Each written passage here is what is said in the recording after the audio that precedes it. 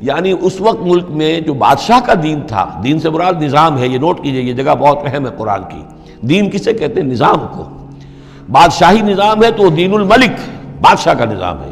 بادشاہ جو ہے ساورن ہے، اس کا حکم جو ہے وہ قانون ہے، وہ جو چاہے حکم دے، اس کا معاملہ جو ہے وہ سارا اختیار مطلق اس کا ہے، پورا نظام سلطنت و مملکت اس کے تابع، یہ دین الملک۔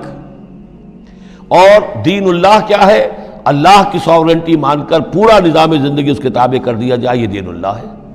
اذا جاء نصر اللہ والفتح ورأیت الناس يدخلون فی دین اللہ افواجا۔ تو دین الملک اور دین اللہ۔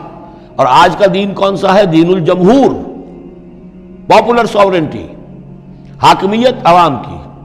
وہ اپنے نمائندوں سے جو چاہیں قانون سازی کریں، جس چیز کو چاہیں جائز قرار دے دیں، جس چیز کو چاہیں ناجائز قرار دے دیں۔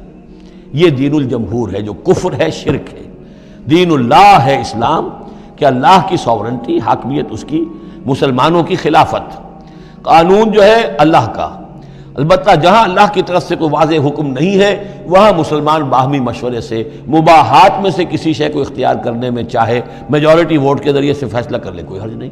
یہ دین اللہ۔